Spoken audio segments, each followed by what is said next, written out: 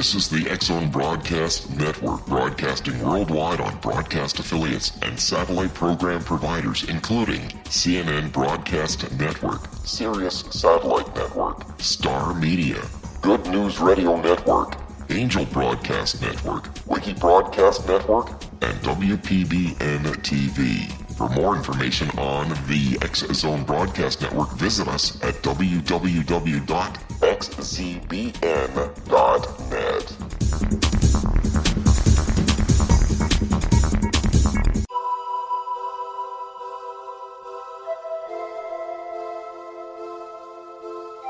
If you're a seeker, don't miss the inspiring book Shamanic Awakening, Between the Dark and the Daylight. This remarkable work chronicles shamanic counselor and indigenously trained dream decoder Sandra Cochran's 35 years of experience with diverse wisdom keepers throughout the Americas. Sandy's initiations across the British Isles, Turkey, Greece, and Egypt, combined with her knowledge of symbology, psychology, and myth, influence her dream blog and workshops. Sandy offers private readings, sacred international journeys, a meditative CD, and her book, Shamanic Awakening, to encourage you as you navigate your earth walk and create a deeper connection to yourself. Find this and more at her website, starwalkervisions.com.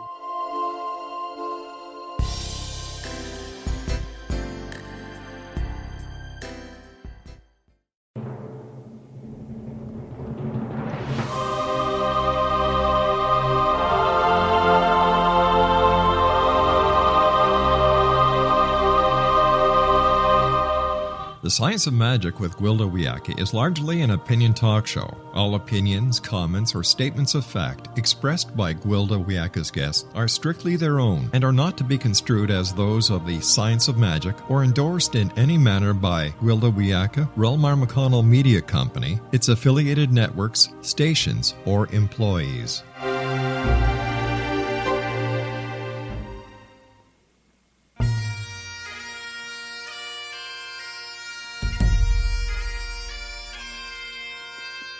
Welcome to the Science of Magic with Gwilda Wiyaka, a program dedicated to uncovering the unified nature of reality and humanity's ever-evolving place as truly galactic beings. For more information on the Science of Magic with Gwilda Wiyaka, visit us online at www.thescienceofmagic.net.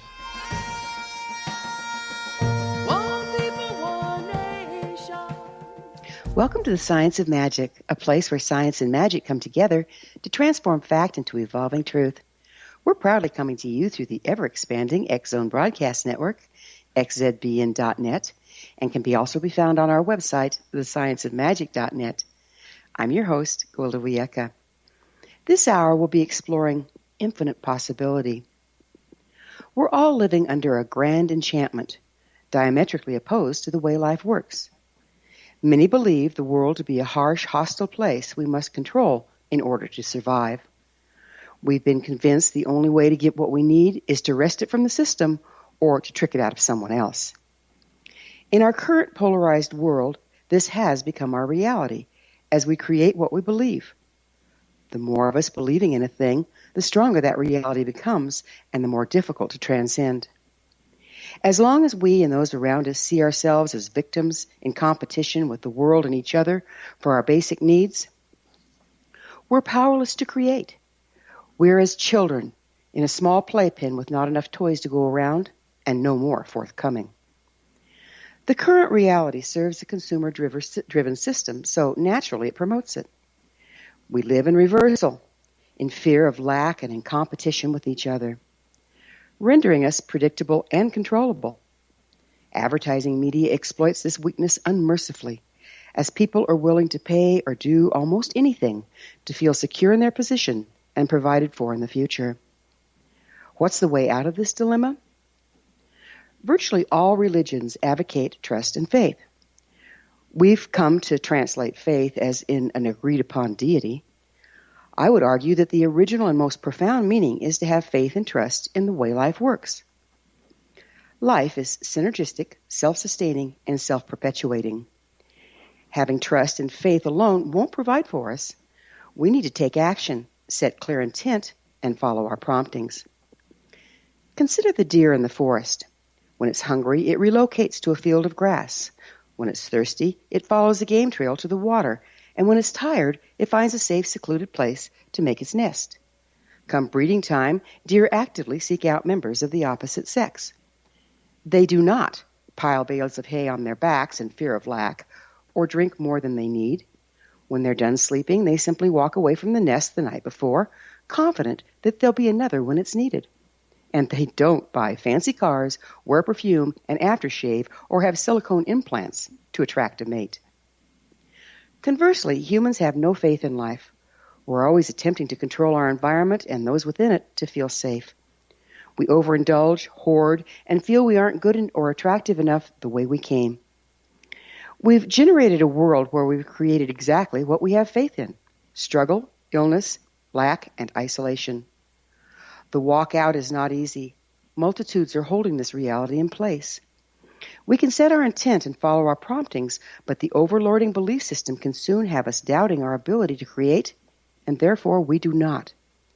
It's ever so important to keep the faith and surround ourselves with others who encourage our dreams. We do create what we believe, but it's an act of co-creation. If we consciously set our intent, have faith in life, and leave ourselves open to infinite possibility, we'll be amazed at the wonderful choreography life provides. The outcome may very well be well beyond our wildest dreams. Our guest this hour is the author of The Gift of Maybe, Allison Carmen. Allison spent many years fighting a powerful addiction. It wasn't drugs or alcohol or fame. It was an addiction to certainty. If she didn't know what the future would bring, and who does, she felt anxious and afraid. This decades-long struggle followed her through college, marriage, parenthood, and a stressful law career. Allison is in a constant battle with this unwinnable that's sapping her energy, attention, and spirit, until the day she discovered the power of maybe. Today, Allison works as an author, life coach, and business consultant. She also writes a blog for the Huffington Post and Psychology Today. Allison has made several television appearances and is a guest lecturer at the Institute of Integrative Nutrition. After this commercial break, I'll introduce Allison, and together we'll walk the amazing terrain of infinite possibility. So don't go away. You're listening to The Science of Magic, thescienceofmagic.net.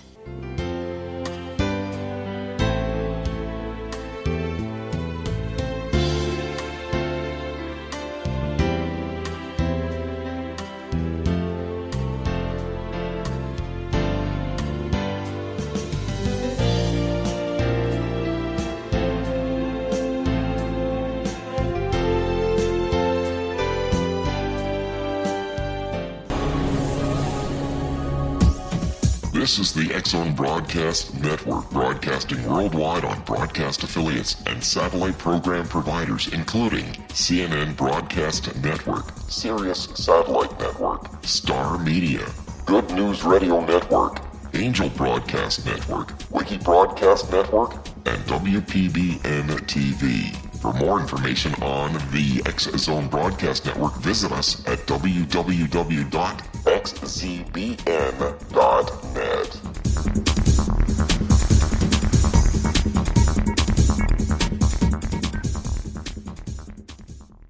How would you like to be able to read other people's minds? Well, the next best thing is here. When you know how to read a person's name, you know how the person thinks, feels, and behaves. Each letter in our name holds a key to unlock our true essence. Our name contains both our gifts and challenges in this lifetime. Mnemology science discovers personality secrets hidden in the placement of the letters of our names, including the first and last impression people remember about us. Sharon shows us how to interpret the arrangement of letters as outlined in her book, Know the Name, Know the Person. Sharon Lynn Wyeth created mnemology science after 18 years of research and testing her theories, and has supported thousands of people around the world in understanding themselves and others better. You'll enjoy Sharon's unique teachings as she shares her system to learn the gifts behind your given birth name. Even if you don't like your birth name, there are jewels in this book. If you're thinking of changing your name, ready to name your child, or wanting to get along better with others, this is the book for you. If you'd like to improve your relationships and change your life for the better, get the book today, Know the Name, Know the Person, or visit www.knowthename.com. That's www.knowthename.com.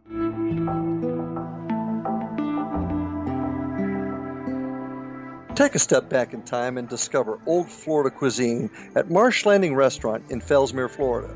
Enjoy delicacies such as frog legs, gator tail, catfish, and swamp cabbage, or enjoy the more traditional cuisine such as hand-cut Angus steaks, ribs, and seafood. Join us for breakfast with a southern flair featuring sweet potato pancakes, biscuits and gravy, and much more. Planning a party? Marsh Landing's private dining rooms can accommodate groups from 8 to 80 people. While you visit, enjoy the historic pictures, artifacts, and stories that line the walls. Marsh Landing is truly a unique experience. Marsh Landing Restaurant, 44 North Broadway in historic downtown Fellsmere, or visit marshlandingrestaurant.com. Marsh Landing, old Florida cuisine at its best.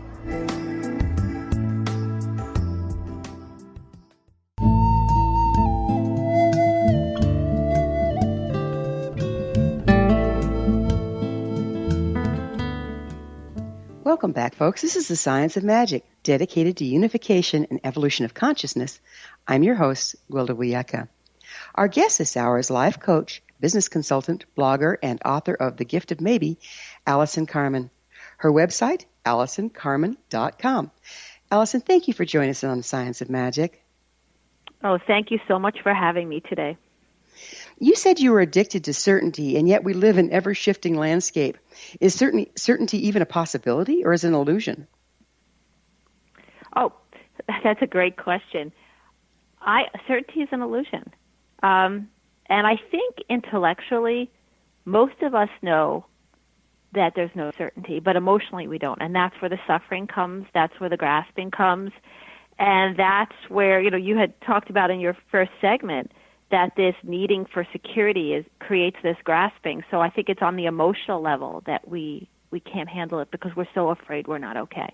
So yes, certainty is an illusion, but most of us make believe because we can't handle it that it's real. So we're trying, when we're trying to be certain about something, aren't we attempting to control the uncontrollable? Yes, we are. But we're so frightened that we're not okay. So what we do, how we set this up, is that we're frightened and we feel very, very vulnerable at the unknown. We don't realize that we suffer because we think we know. We don't realize that uncertainty is this place where all things could happen because we're so scared we're not okay. So we write these stories about what needs to happen for us to be okay. And that's where this essence of trying to control everything comes in. It's the fact that we're frightened, so we write the story. I need to have this job until I retire. I need to have this amount of money in the bank until I'm 50. My child needs to go to this college for everything to be okay. And we hold the stories tight, and it makes us feel in control. So we play this game. It's not on purpose. It's just out of our fear. We play this game with ourselves that this is what's going to happen. I feel safe and secure. And then we don't recognize the uncertainty in life until things don't work out as we planned. We lose the job. We don't have the money. Our child doesn't get into that college. And then we spin out of control. So until we could find our way to write another story to make ourselves feel better. And until we understand the story and the cycle of what we're doing to ourselves and how we're creating this suffering and we're grasping for something that's not even there, until we have that recognition, the cycle of suffering continues. And like you said in the first segment, we don't allow ourselves to really manifest the life that we really want. We have to shift our relationship with uncertainty. That's how it is. So if we're writing these stories, that sounds more like trying to be a controller rather than a co-creator. Is that part of the problem? Yes. And we're doing it out of our fear. We don't even realize we're doing it. So you're absolutely right. That's part of the problem. What are we afraid of? We're afraid we're not okay. Ultimately, we don't have a trustful relationship with the universe. We're frightened that the minute we don't know what's going to happen next in our life, we project things are going to be bad, or they're not going to work out, or we're not going to be able to, our children won't be okay, we won't have the job, we won't be able to pay our mortgage. And you know what's so interesting? Krishnamurti said, this great philosopher said, the reason why I'm happy is I don't mind what happens. most of us mind what happens. And that's where we get frightened, because we don't realize that just because we don't know doesn't mean it's not going to work out. And just because we don't know doesn't mean our lives can't take these beautiful turns. And reality is, it's the not knowing that creates the life that we want. It's our ability to hang out in the unknown with that trust and faith that we really manifest everything that we're supposed to in our lifetime. You know, this brings to mind a biblical reference that Adam and Eve were kicked out of the garden from eating of the tree of the knowledge of good and evil. And that sounds to me like what we're talking about here, in that they chose to judge things as either good or bad and then act accordingly, rather than being neutral and openly receptive of whatever came their way. Right. Yeah, we're always judging every minute we know. We think we know what's good, what's bad. You don't know. And it's actually beautiful not to know. But the problem is that we're talking about trust and faith and relationship with the universe. If people are afraid of uncertainty, they can't get to that place. And that's, for me, what happened. That's where my addiction was, that I wanted to know because I didn't feel safe. And even though on an intellectual level I said, well, if I could just have faith in life, if I could just trust things will be okay, my life would change. But I didn't have that faith and I didn't have that trust because I was so frightened. And so that's the piece I think that's catching a lot of people, that this fear and lack of relationship with the universe prevents us from getting to the place. And that's where this idea of maybe transformed me from a place of fear and lack of trust to this other place where uncertainty actually became my best friend.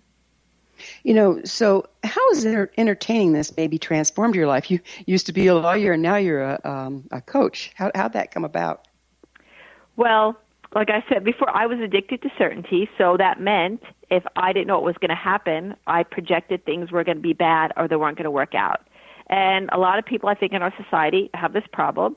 And what I did is I would write stories to make myself feel better. And the grand story that I wrote in my life is that there would be a point in time where there'd be no more uncertainty, then everything would be great. And that point in time, for me, was I was going to become a lawyer, get a great job, make a lot of money, marry a great guy, and then everything would be great. And I wouldn't have to worry that fear, things weren't working out. And I pursued all those things. I married this great guy. I got a job at a very large law firm in Manhattan. And I remember, actually, I know it sounds very naive, but I remember walking to work my first day feeling, wow, I've arrived. Now I got a handle on life. And the second day of work, my office mate walks in and says, hey, Allison, did you hear they're firing half the first years? And I was a first year. And it was in that moment that I recognized that life would always be uncertain. And it was unbearable for me. It was a recognition of it. At the same time, it frightened me terribly. And so I stopped sleeping. I didn't feel well. And just these things kept happening. I could not get a hold of my life. And I decided to pursue, some alternative things like a better diet and yoga.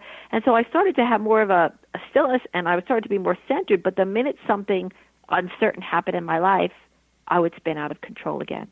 Until one day, I heard this beautiful Taoist story about this farmer. And he had a horse, and his horse ran away.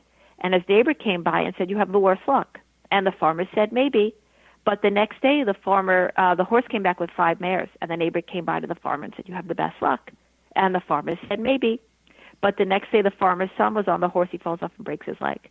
And the neighbor comes by and says, you have the worst luck. And the farmer says, maybe. But the next day, the army comes to take his son to war, and they can't take him because his leg is broken. So the neighbor comes by to the farmer and says, you have the best luck. And the farmer says, maybe. And what's so interesting, in the Taoist tradition, the story means things are neither good or bad. They just change. But for me, the minute I heard that story, I actually felt a pop in my chest, because I realized every time I didn't know, I projected things were going to be bad. And that story just let me see that, well, whatever happens in this moment, it's going to change in the next moment. And within that change is hope and possibility. So what maybe did for me, it allowed me to be with uncertainty, but be with hope, all without attachment. And now I see uncertainty as a place where if I want my life to change, it has to happen in the unknown. And when something happens, I recognize I don't know if it's good or bad. And in a way, it produced a cognitive faith, a faith that my mind could embrace. And then the more I hung out in the unknown with this comfort, this ease, this recognition that there were infinite possibilities in life, the more comfortable I got with uncertainty, and the more actually I cultivated faith. So that's how I went from a total addiction to certainty to a life of maybe impossibility.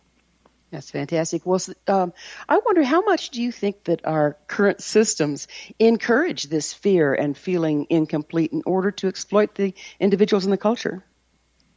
Oh, I think it's sold to us every minute of the day. I think that we're sold, these are the things that need to happen for us to be okay. You need to have this retirement account. You need to have this job. Your child needs to play these sports. Your child needs to do this. You need to get this college. It's happening to us constantly. And so I think that it's our families, the structure of our families and what we teach our kids, it's there. I think it's there in the media. I think it's everywhere. So in a way, we have to awaken to a new reality ourselves in order, I think, to shift it. And yet it's being, encouraged all around us from, like you say, the minute we're born. Our parents have been taught to be afraid, so what are they going to be afraid of? Our safety. Right. And it's been proven scientifically, I did in psychological studies, where if the mother responds in fear to a situation, the child will be afraid of it. But if the mother's confident of the same situation, the child will be at ease. And so we're conditioning our children through our own fear. Yeah. It's all around us. How do we transcend this? Yeah.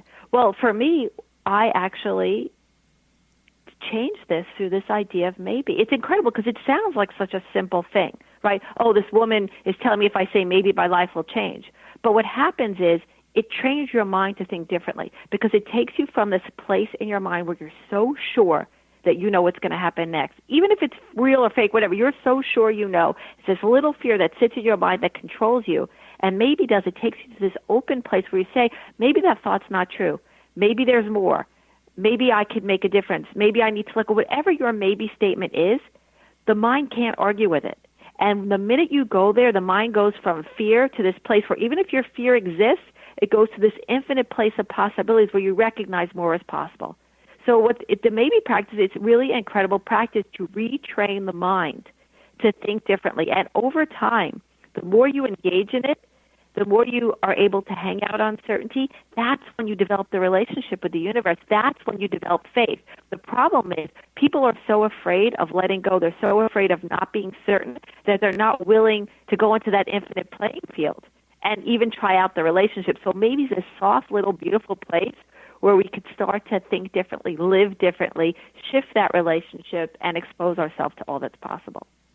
So what this looks like neurologically is when we start to do the knee-jerk reaction of going into fear when things change that we hadn't planned on, we stop and pick maybe instead of certainty, which starts us rerouting our neurological pathways. Is this what you're seeing? It's exactly what I'm seeing. And what's so interesting, I had no idea in the beginning. In the beginning, it was just helping me feel less stressful. I'd come home, I don't have enough clients, things aren't working out, and I would just start doing maybe statements. Maybe that thought's not true. Maybe you need to call somebody. Maybe everything is great. Maybe it'll change tomorrow. It just allowed me to be less stressful. I didn't even see that it was even going to be more powerful than that. And then over time, I realized that I was more present because what happens is maybe stops the projection. It ends that projection because that's why we're so in fear, because we're living out the future all the time. And if you're projecting out to the future, it's like a bottomless pit. So all of a sudden I became more in the moment. So here I am, I'm more present, I'm less stressed, I'm less worried, and then eventually my thinking just started to change automatically. I'm hanging out in the unknown, I'm cultivating faith. So yeah, I think at this point my mind works differently because over time, because of this maybe practice, things I think are actually being rewired. And I think people ultimately cultivate faith, and that's the piece I didn't even see. I thought you'd have a maybe practice forever and you'd always struggle with uncertainty, but the reality is you have a reprogramming and you actually cultivate faith and uncertainty changes. We're going to have to pick up with this on the other side of a break. I'm sorry. Alice and I will return to our discussion on the flip side. We're coming to you through the X Zone Broadcast Network. Don't miss the other fine shows and hosts on xzbn.net. You're listening to The Science of Magic, thescienceofmagic.net. I'm Gwilda Wiyaka. There are more possibilities to come, so don't you go away.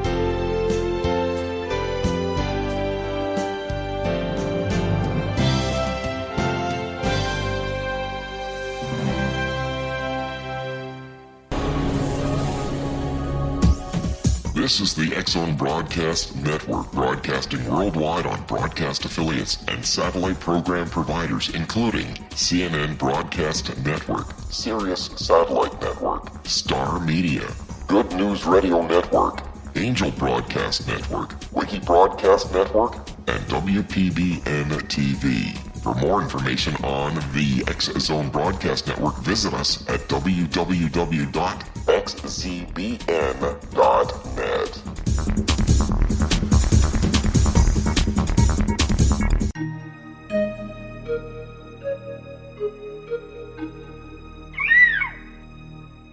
While science pursues fact, magic accesses the quantum level, bridging random facts to form truth. As long as science and magic remain separate and polarized, the truth cannot be known. I'm Gwilda Wiyaka. Join me on the Science of Magic radio program, dedicated to unification and evolution of consciousness. During each episode, I'll be speaking with experienced and respected scientists and mystics. From astrologers to astronomers, from medical doctors to shaman, the scientific method to dowsing and intuition, we'll weave together information from seemingly divergent practices to promote unity and enlightenment. Join me, Gwilda Wiyaka, and the Science of Magic right here on the Mutual Broadcast Network. For more information, visit www.thescienceofmagic.net. Gibbs A. Williams, Ph.D., is a practicing psychoanalyst, supervisor, researcher, and author in New York City. Much of his life has been dedicated to understanding nature and the uses of meaningful coincidences or synchronicities. His radical and original non-Jungian, non-mystical, non-magical theory of synchronicities illuminates much of the fog surrounding this challenging and perplexing topic. His ideas and manners are fresh, presented in a style that is both entertaining and highly informative. He is also an expert on crisis intervention, specially focused on violence reduction for the police and citizens, mastering anxiety, frustration, and stress without the use of medication, and effectively preventing and treating heroin addiction. Dr. Williams can be contacted at his email address at gwwilliamsny11@aol.com or visit his website at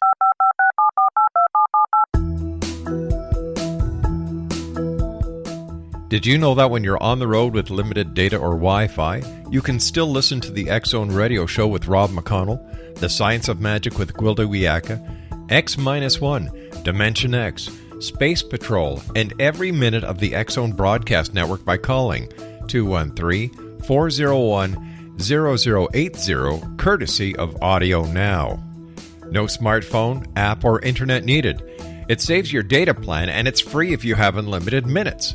Call 213-401-0080 to listen on any phone, anytime, anywhere. Remember 213-401-0080 for the best of the paranormal, parapsychology, and sci-fi radio programming anywhere, 24/7, 365.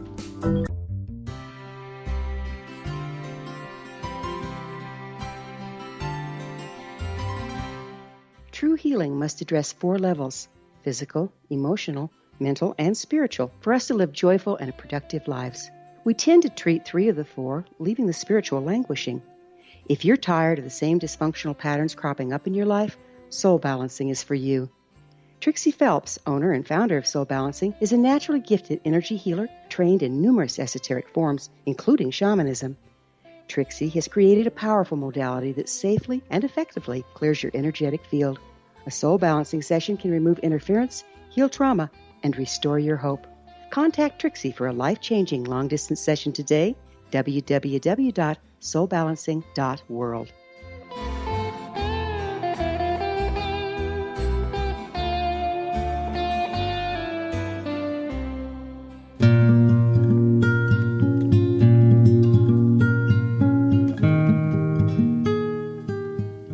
Welcome back. This is the Science of Magic, a place where magic and science come together to promote enlightenment. I'm your host, Gwilda Wiyaka. Our guest this hour is life coach, business consultant, and the author of The Gift of Maybe, Allison Carmen. Allison, what's the science? We were starting to talk about the science behind maybe. What makes it work? I think what makes it work, again, is it takes you from this place where you feel that you're doomed, you feel that you're stuck, you feel there's no way out, you feel that life can't get better. And it brings you to a place where you recognize that maybe more is possible. It doesn't demand it. See, the problem is that people try to engage in positive thinking. And they wake up in the morning and they try to think, today's the day that I'm going to get the client, my child's going to make the play. And if people are afraid of uncertainty, the minute something uncertain happens, negative thinking is going to take over and they're going to lose the positive thoughts. So the idea about maybe is it always challenges this judgment that we have about what's happening in the moment. We recognize, I don't know if it's good or bad, and maybe things will get better, maybe they'll change. It's always offering us hope and possibility and the unknown, challenging these negative places that we go, these stuck places. So I think it invites us to the infinite field of possibility, and it gives us a platform to stand there for the first time, even if we are afraid. And that's what's beautiful about it. So if we are thinking positive, we're polarized in the positive. If we're thinking negative, we're polarized in the negative. Both tend to be taking the events of the past, superimposing them on the present, and making a rerun out of the future. But maybe is neutral. Is this what you're getting to? First of all, you said that beautifully about positive thinking and negative thinking. It's hope without attachment. So it's more than, I wouldn't say it's neutral, because it allows us to be hopeful. You know, in the field of maybe, could things be bad? Sure, but they could also be good, and that's where the hope comes from. So it brings us to it's not neutral. It's neutral from the judgment, is this good, is this bad, but allows us to be open to the future with hope that life could get better, that hope that we could achieve our goals, that hope the world could be a better place, we could find more peace. So that's the neat thing about it, is that we don't have the attachment from the suffering, but we do feel hopeful enough to move forward and open enough not to get stuck in all these negative beliefs that we have. Got it. Do you see children readily embracing maybe through their imagination, when they're young? And then what happens? Why do they lose that natural ability as they mature? Unfortunately, they lose it because either their parents, who are usually the best of intent, they have their own fears, and they believe that for their child to be successful, they need to do a certain thing. You need to go to college. You need to not, doodle all day. You need to get busy. So what we do is, through our own fear, we strip our children of that creativity, that imagination. Not all parents, but a lot of us do that. And I think also they go to school and they're taught a certain way. We're always teaching our children, have a plan, make sure you know, so you'll be able, just because something bad happens, you'll be prepared for it. And in reality, the best way to be prepared for life is to have this openness to believe in maybe, because we don't know what's going to happen next.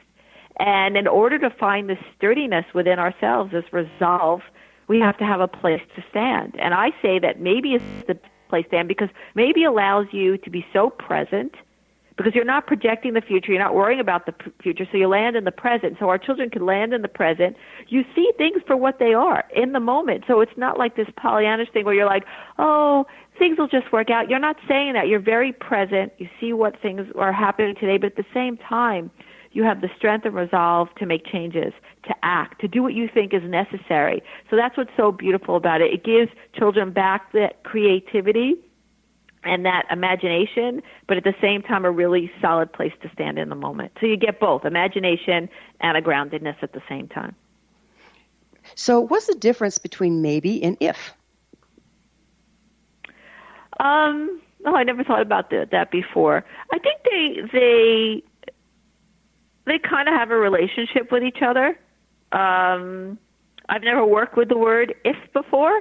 I guess one could say, well, I guess maybe if could be seen as maybe about the past, if this would have happened, if I would have done that. So in that sense, I think the word if is very tricky because it gets you caught. I mean, I always call that a reverse maybe.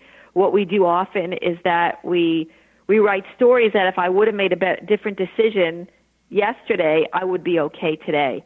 And we live in such regret that it prevents us from moving forward because we think we missed out on that one opportunity life would have gotten us. And we don't realize that if anything would have been in the past, anything that would have happened differently, maybe we wouldn't be here today. Maybe it wouldn't be better. Maybe everything that happened was supposed to happen. And all we know is in this moment, here we are with the hope and possibility that moving forward we could have the life that we want. So if we look at if as something that's creating regret from the past, it's not a really great word for us to use. So how can maybe help with manifestation? How does that play in there? Because if we're staying neutral and saying, well, maybe it's good, maybe it's bad, neutral isn't active. So how do we transcend that into manifestation? Right.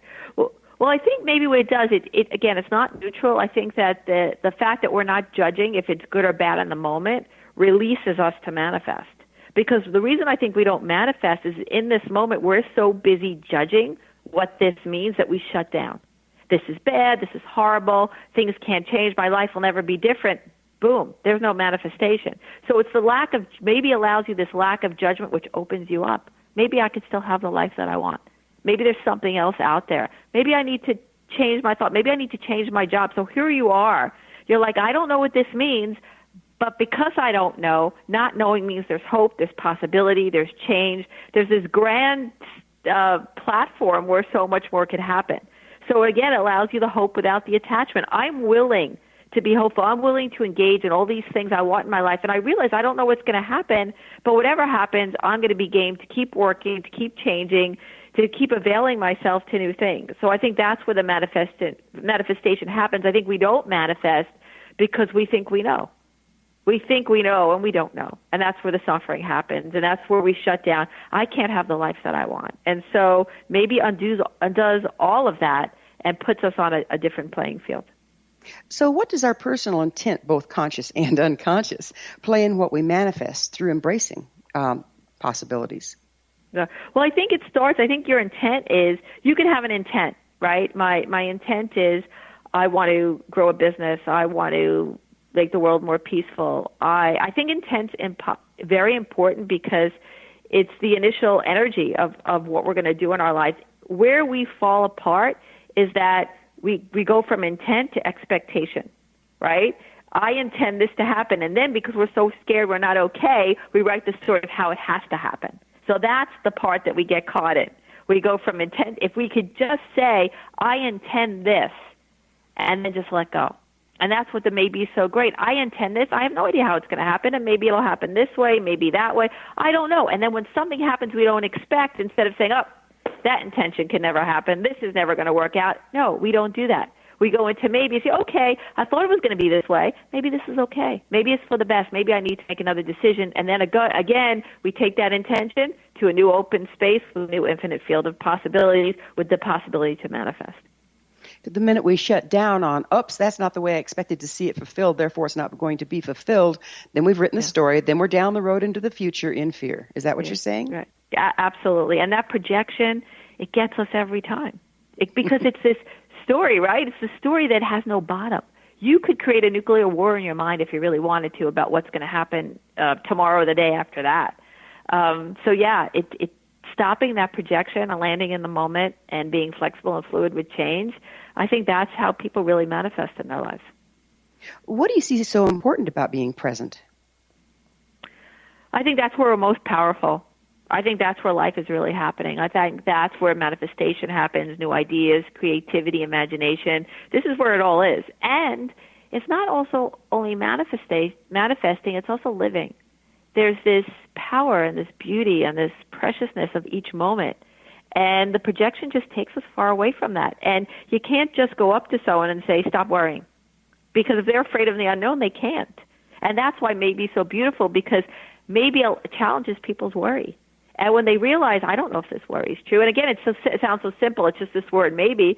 But maybe my worry is not true. Maybe this is for the best. Maybe I need to make a change. Maybe I need to, because whatever that is, it neutralizes the worry. It brings us back into the present where we can enjoy life and we can also manifest. All manifesting happens in the now. And the enjoyment, the pure enjoyment of life happens in the now. But it's really tough for people to get there because they're afraid of the unknown. So maybe it's this tool that constantly brings you back again and again and again to this moment where you are most powerful. So if we have power in the moment and maybe keeps bringing us back into the moment, Can we stay neutral enough, if you will, to stand in maybe and have faith that whatever's coming to us in some way does serve us, in some way does serve our intention? Is that part of the key? Yes. I think over time you get there. See, originally when I found this idea, I said this is a cognitive faith. This is allowing people to be present enough to engage in the unknown as if just like someone who had faith had. That's what's so cool about maybe. You get to hang out with all the people who are just okay with whatever happens in life. You get to hang out with all the people that see infinite possibilities.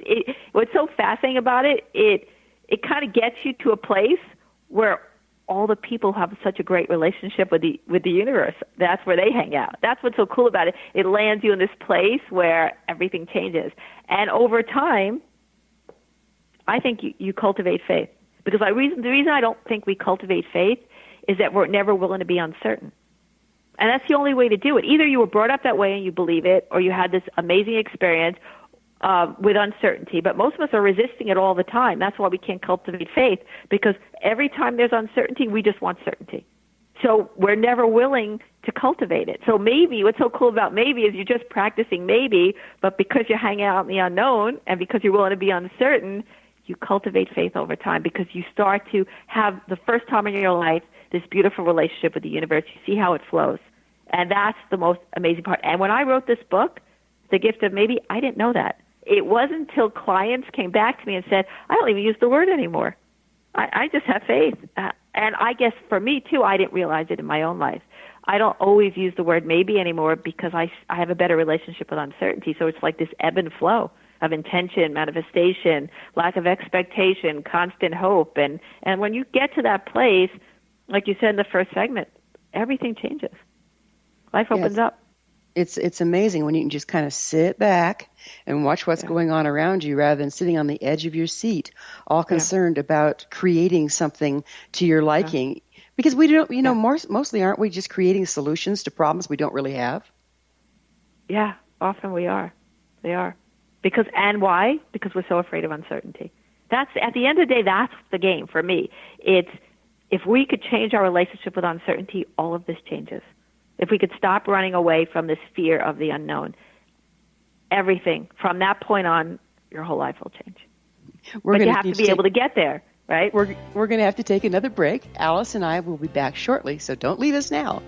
This is The Science of Magic, thescienceofmagic.net, the place where altruistic professionals of science and the esoteric create common ground for the betterment of our world. We're brought to you daily by the leader in paranormal, spirituality, and alternative health programming, the X Zone Broadcast Network, xzbn.net.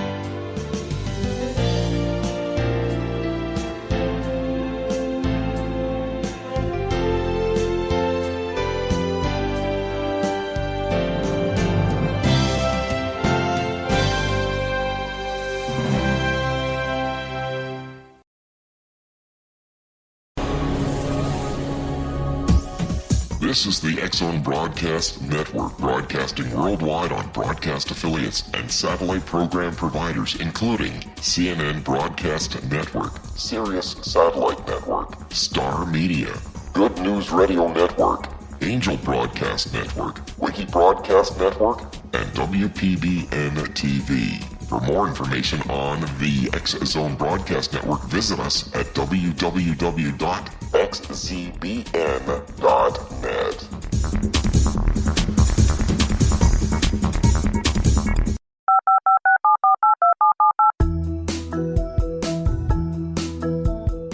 Did you know that when you're on the road with limited data or Wi-Fi, you can still listen to the X Zone Radio Show with Rob McConnell, The Science of Magic with Gwilda Wiyaka, X-1, Dimension X, Space Patrol, and every minute of the X Zone Broadcast Network by calling 213-401-0080, courtesy of Audio Now. No smartphone, app, or internet needed. It saves your data plan, and it's free if you have unlimited minutes. Call 213 213-401-0080 to listen on any phone, anytime, anywhere. Remember 213-401-0080 for the best of the paranormal, parapsychology, and sci-fi radio programming anywhere, 24/7, 365.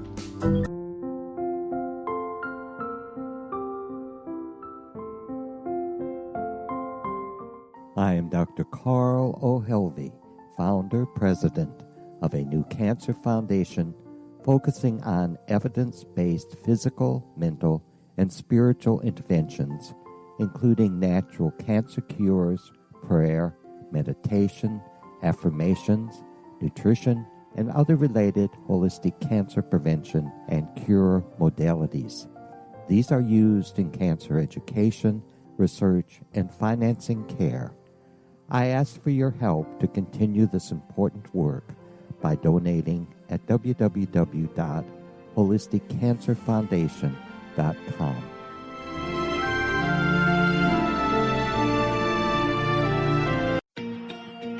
Wouldn't you love to know the secret to everything?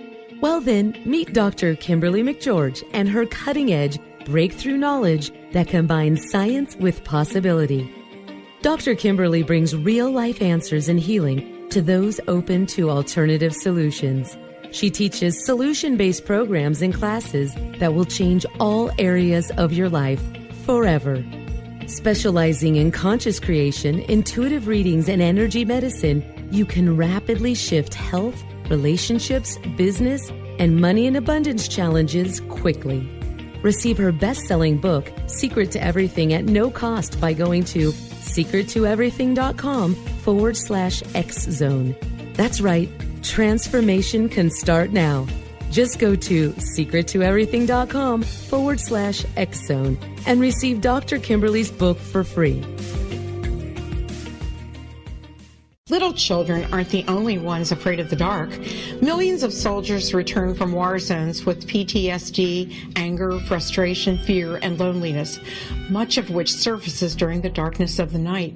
You have the chance to change the lives of these American heroes. Songs and Stories for Soldiers.us provides free MP3 players for these men and women.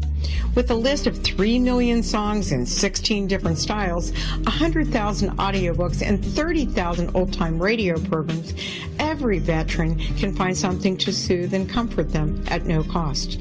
All our players contain an 8-hour audio program designed to help veterans fall asleep. With 1,500 plus vets now participating, it's our goal to deliver 10,000 audio players this year. Go to our website at songsandstoriesforsoldiers.us. Help us help a veteran make it through the night. You're listening to the X-Zone Broadcast Network, www.xzbn.net.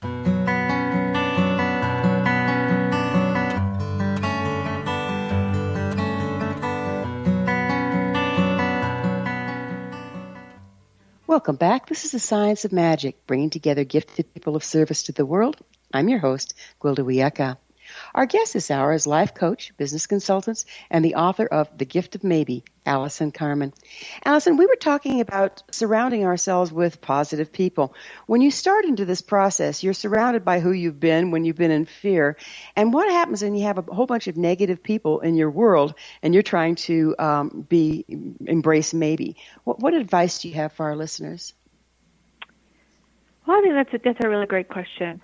I think sometimes people will look at you when you're trying to shift, and they could be annoyed because you're not engaging in all that negative banter back and forth.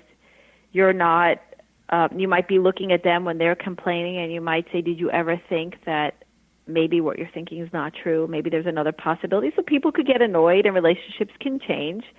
But I think there are other people in your life that might be really intrigued by it, because often, again, so many of us are suffering because we think we know.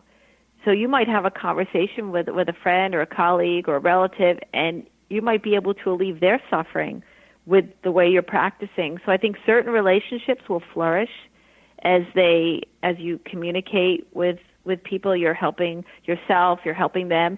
They might flourish because they might just like Maybe you're a more positive person. See, maybe it also makes you more positive because you're not always engaging in the negative. You might be, people in your life might enjoy you more because you're having a better ebb and flow in life.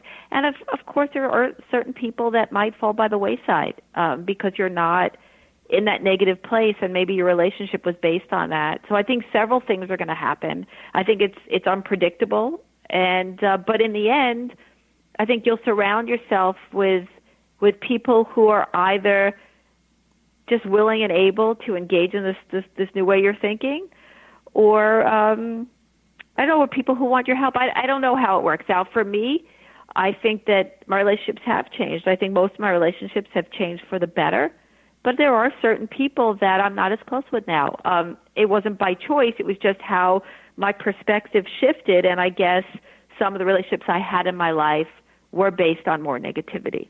So Got it does So, shift. you know, I've noticed this wonderful thing that happens. When people start to entertain possibility, then they often go into what I call the yabbits. And that's to say they start to imagine something they want only to say, yeah, but that won't happen because. Right. What effect does that have on outcome, and what advice do you have about avoiding that little pitfall? Well, but that's the story. That's the fear. The fear is that I want this, but it can't happen because of what happened in my past, or it can't happen because I'm not smart enough. It can't happen because I can never have that kind of life. So that but is the fear, right? It's the fear that I can't really have the life that I want. So that's why maybe is the perfect practice for that person. And I find a lot of people who come to my office or come to work with me, that's what happens to them. They have these beautiful ideas of what they want in their life, but because they can't see how every step will move them forward, they can't see it, because we're not supposed to be able to see everything that happens next. We're only supposed to be able to see this moment and possibly have a feeling about what could happen in the future. But this fear of uncertainty is what creates that but. Because if people are willing to say, well, I'm not supposed to know, I just know that I have this great intention, I have this great idea of what I want in my life, and if they're willing not to know and they're willing to say maybe every step of the way, they're going to have the resilience and the courage to carry on. It's that need to know that makes us complacent and makes us back off what we really want. How do you know that we're not supposed to know? How do you know that? I know that I can only say I know that from my own experience. And I also know we don't know. It's almost like I said we're not supposed to know. We just don't know, right? That's the reality of life. I have no idea what's going to happen in the next 5 minutes. And I know when I try to know, I suffer. So for me, if I'm suffering and I'm hooked and I'm not in the moment, then something has gone wrong with my thinking. You know, I've noticed over the years that the more expansive I become, the more present I become, the more indication I get by watching the patterns moving in life of what is going to happen. So there is a way, you know, at what's going to be coming and how to stand in a sweet spot in there based on your intent and bottom line. So is there a time when you can transition this absolutely having to be not knowing into one of having a little bit of a precog and a choice to where you stand and what's coming at you? I'm glad you brought that up, because that's a different kind of knowing, right? The knowing I'm talking about is the one that's based on fear, that's based on projection, that's based on I'm here and I need to know. So it's based on the story. The kind of knowing you're speaking about is when you're in the ebb and flow, when you're so present that your gut tells you what you need to do next. And even we can't really know for sure, but our gut becomes our guide. And I think that's what you're talking about, that we're so in that ebb and flow, that sweet spot, that we have feelings of what we need to do in the moment, right? And that guides us moment to moment to moment to moment. It's not a guide that will tell me what will be in 5 years, but it's always with me, so I'm always in the know in the moment. And that's where our power is. That's the greatest power, the know in the moment. So the know in the moment doesn't sound like it's a mental thing where correcting yourself to step into maybe is. Is the correction of going into maybe and retraining the brain the way to get into the gut level following your knowing in the moment? I believe for me it is. I'm sure that people could get there in many different ways, but the hook that takes us out of the moment, out of that gut knowing, is the story and the fear. So I know that, yes, I have knowledge in my life. I am a lawyer. I'm a this. So I have knowledge. But when I'm not present and I'm not in my gut, what happens is that fear takes me out of everything. It takes me out of the wisdom that I've accumulated through my knowledge, through the experiences, and also takes me out of that gut knowing. So yes, I think that maybe is a great practice to land you in that place where you have your wisdom, you have the facts that you know, you have your gut, and when you combine that all together, that's when you're most powerful. Do you think we're evolving at this time in history, and if so, how? Oh, I think that we are evolving. I think the election is almost like it's like a wake-up call for all of us to see how much uncertainty there really is and what are we going to do about it. And right now, I think it's been very easy for people to tell stories and grasp for certainty and make believe we have certainty. I think what's going on in the world right now is not letting us write that story. It's forcing us to say, life's uncertain. I have to accept this fact in order to move forward. And those of us who can shift our relationship with uncertainty and move from the fear to this place where we realize that not knowing is the greatest thing in the world, because the fact that we don't know today means that things could change tomorrow if we're unhappy how things are today. It lands us in the moment, and it's when we become most powerful to take action to see the change that we want to see. So yes, I think that there's an awakening, and those of us that are willing to cultivate faith or cultivate a shift in our relationship with uncertainty will be the most powerful moving forward. So yes, it's a very exciting time in a lot of ways, I think. How can remaining open to possibility support evolutionary thinking? Well, I think that we don't grow, we don't change. Our consciousness cannot shift if we're stuck in fear. I think when we're willing to realize all things are possible, that life is infinite, we evolve. We evolve the minute we don't choose fear. And the problem is, how do we all get there? So for me, it was this beautiful practice that allowed that. It allows me to constantly unhook every moment from everything I'm afraid of and allows me to embrace possibility. And when I embrace possibility, I evolve as a human being because I'm not living in fear. I'm living in this place where I'm so willing to engage in life with everything that I have. And I think that's how we elevate consciousness. And when you're not afraid, what are you? You're love. So we're love, we're open, we're possibility, and we just shift and we rise as human beings. How can we tell the difference between just standing in infinite possibility and being Pollyanna and in denial? How can we tell which one we're in?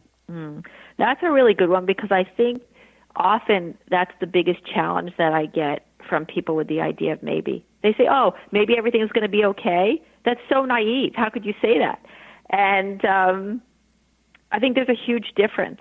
I think that if you're present, if you recognize that we don't know, and if you're present, really present, you see that life has infinite possibilities. It's just a story we're telling. So possibilities mean I don't know what's going to happen tomorrow, right? We know I don't know what's going to be tomorrow. Therefore, things could change and more things are possible. It's not a Pollyannish type of view. It's a view. It's a logic. For me, it's a logical view that in this moment I can't know, and because that I don't know more things are possible. I think people want to argue with it because they don't want to let go of their fear. Yeah, they want to know so badly, right? Exactly. They're going to argue something else. Yeah, we get attached to our own fear because it becomes comfortable, and that is our reality. Right. You know, this has been wonderful. I can't thank you enough for being on with the Science of Magic today. Thank you so much for having me. All right. Our guest this hour has been life coach, business consultant, blogger, and the author of The Gift of Maybe, Allison Carmen. Her website, AllisonCarmen.com. This has been the Science of Magic. Remember, you can always listen to past thought-provoking episodes on our website, thescienceofmagic.net. Don't forget to join us on the next episode of The Science of Magic. But until then, dear ones, may you be blessed with knowledge and comforted with love as you live a life of infinite possibility.